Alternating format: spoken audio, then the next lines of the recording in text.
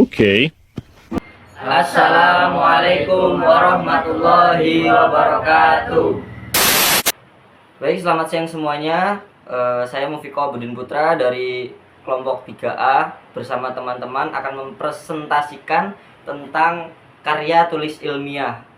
Kami dan kelompok-kelompok akan menjelaskan dan mempresentasikan tentang beberapa aspek di dalam karya tulis ilmiah tersebut. Yang pertama ada pengertian karya tulis ilmiah, yang kedua fungsi karya ilmiah, yang ketiga manfaat karya ilmiah, yang keempat jenis-jenis karya ilmiah, yang kelima cara membuat karya tulis ilmiah, yang keenam struktur karya tulis ilmiah, dan yang terakhir ciri-ciri karya ilmiah. Baik teman-teman, saksikanlah.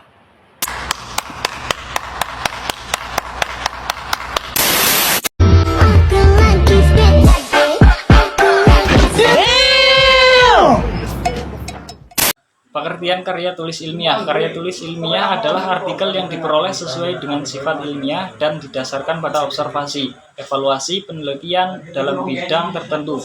Disusun menurut metode tertentu dengan sistematika penulisan bahasa bersantun dan isinya dapat dipertanggungjawabkan kebenarannya, keilmiahannya. Fungsi karya ilmiah. Berikut 3 fungsi umum dari karya ilmiah yaitu 1. Fungsi untuk pendidikan, 2. Fungsi untuk penelitian, dan 3. Fungsi fungsional. Struktur karya tulis ilmiah. Setiap karya tulis ilmiah memiliki style guide atau selingkung yang berarti pedoman tata cara penulisan yang ditentukan oleh jenis tulisan dan tujuan karya tulis ilmiah ini dibuat. Berikut struktur karya ilmiah berikut: 1. Halaman judul, 2. Abstrak, 3. Pendahuluan, 4. Kerangka teoritis, 4. Teori penelitian, 6. Pembahasan, 7. Kesimpulan dan saran, 8. Daftar pustaka. Jenis-jenis karya ilmiah. Berdasarkan masing-masing kebutuhan, karya tulis ilmiah digolongkan menjadi 7 jenis. Yang membedakan adalah letak dari isi dan sistematika penulisan. Ketujuh artikel ini adalah 1. Artikel, 2. Makalah, 3. Skripsi, 4. Work paper, 5. Paper, 6. Tesis, 7. Disertasi.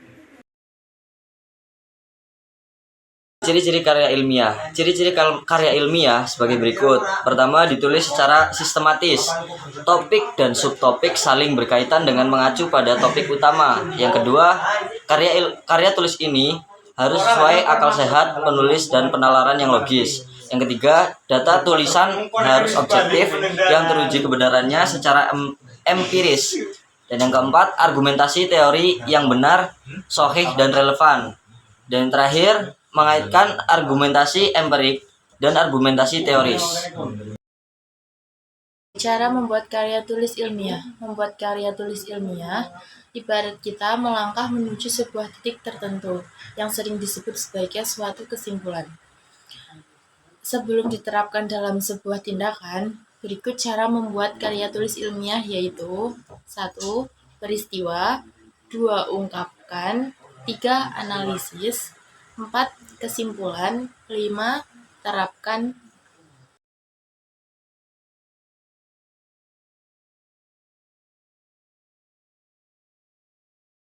Manfaat karya ilmiah. 1. Dapat melatih pengembangan keterampilan membaca yang efektif. 2. Sebagai pengenalan terhadap aktivitas kepustakaan. 3. Mendapatkan kepuasan intelektual. 4. Memperluas cakrawala ilmu pengetahuan. 5. Sebagai bahan acuan atau penelitian pendahulu. 6. Sebagai peningkatan perorganisasian fakta dan data secara sistematis. 7. Dapat melatih untuk menggabungkan hasil bacaan dari berbagai sumber.